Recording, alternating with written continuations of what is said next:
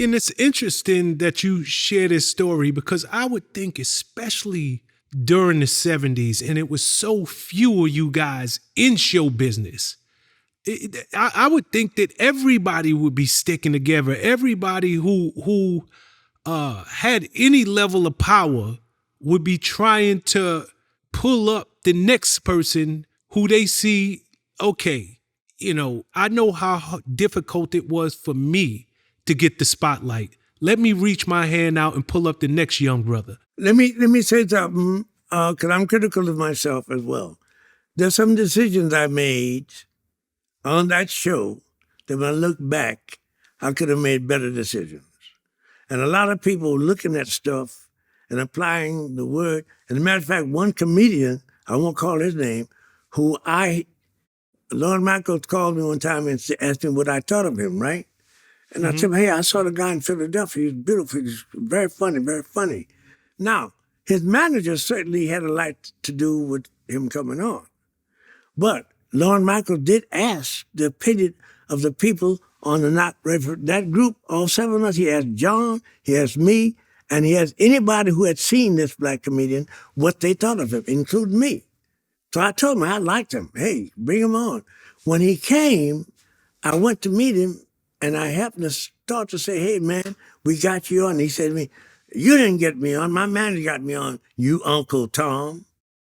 Hold on. I know you won't call him by name. Was he a cast member?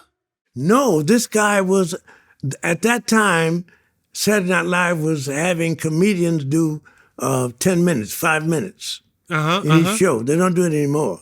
But for instance, one time they had Billy Crystal, another time they had, and this time they're going to have this black comedian whose name again I won't call, very funny man, very brilliant man, But his opinion from what he had seen in the show was that I was an Uncle Tom.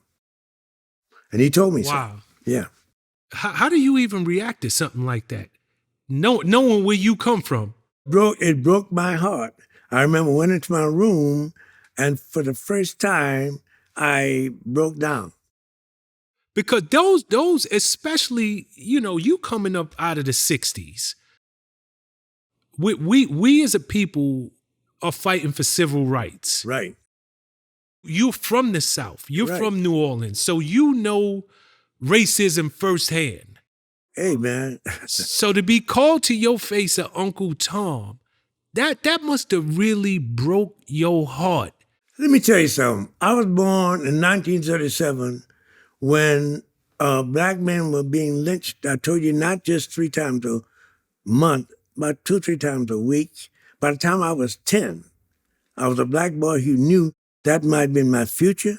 I participated in marches. I participated in all kinds of protests before I even left New York City and left New Orleans. Matter of fact, when the buses were desegregated in New Orleans, I and another lady were the first person. It was desegregated at 12 a.m. We got on that bus, right? And all the way home, white people throwing bricks at us, sticks at us, calling all kinds of names. When I got to New York City, one thing that Acted Equity and SAG and all of them, they weren't desegregated. People don't realize there's a lot of protesting that desegregated SAG, certainly a lot of protesting that desegregated Acted Equity, and all of them. And it took a lot of marching and all of that from black actors during the 60s to make that happen. I was a part of that. Also, I wrote a play, as I told you, which was about examining a black cop who, in fact, had infiltrated the Black Panthers. And I was one of the first members of Leroy Jones's Black Arts Theater, right? We got raided all the time. Before he became Imama, we got raided all the time, Shawn. Matter of fact, I left after the 3rd raid because I was sick and tired of seeing cops coming up the steps with guns over their shoulder, right? So I said, look, I gotta go. I don't know, one time somebody might shot. So my last thing is to be an Uncle Tom. And when this guy called me, that I realized that my comedic decisions on TV were quite often quite abstract. I don't know if you mean by I don't look on the left side or the right side to do something comedic. I will do something that is comedically satirizing black or white. And that's really what I was doing. If it's going, for instance, one thing I did one time, I was going to do it with Michael O'Donoghue, because at that time, black civil rights groups were sort of publicly vying for who was the blackest. You know what I mean by that? Yes, I do. So, well, I believe I have an idea. So I was going to portray a black man who was so against white, he didn't even want black teeth. Thank you, Shawn, for laughing. And we had this black toothpaste, right? And sure enough, not only did a couple of the guys, black guys who were in the crew, threaten not to work that week, one of whom I'd gotten the job, but the NAACP sent me a letter protesting, something that didn't even happen, but because my attitude was, if it's going to be comical, I don't care if you're black or white, I'll make fun. And I'm sure that attitude led to people misinterpreting what my organic thing is. I am in no way, Uncle Tom. You know, if I tell you my leftist feeling, the FBI might call, be in a room, in that next room in a few minutes. No, can I take a guess on who that black comedian was? I know you don't want to say his name, but if I name 3 names, can you just tell me if he's one of them? Name 3 names and I'll tell you, yeah. Okay. Coming to mind, what's old boy's name? Bill Cosby?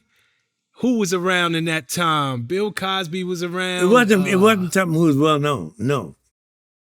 Okay, so if it wasn't somebody who was super well known, George Wallace maybe? No, and George would not do that. George is to this day, me and George, and I think he's the funniest motherfucker in the country, okay?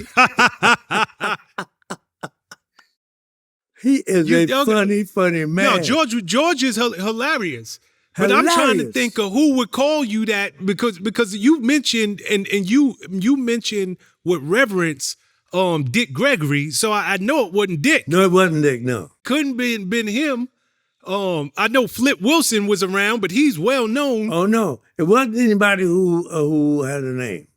Okay, so this guy's still not. This guy's still known. You would know him if I called him. He's known among professionals now, but he never became to the stature of Dick or Flip or anybody like that. No. And you mentioned your play several times earlier in the conversation, and how it was infiltrated. The Black Panthers were infiltrated, and I couldn't get. Fred Hampton is the name I've been trying to think Fred of. was not. Fred was the guy who was killed. He was the guy who killed by and William because O'Neill. Of that guy's work. William O'Neill was the guy who infiltrated the Black Panthers and later killed himself. And that time, the story, it was in magazines every once in a while. There's this guy going around. He's hiding in different places. And I started saying, wait, this guy's about my age, and he come from the South. I know he knows the real deal. And now he's an agent for white people in black groups doing their shit. I say, what must he be thinking about? He cannot have a restful mind. He's got to be having trouble with that. So my play is about the nightmares he would have, about doing that, and how. Yeah. What William O'Neill was the guy. Yes. They actually made a movie. A great movie with Judas and the Black. What's that the guy from Africa? Daniel Kaluuya. He played a great role.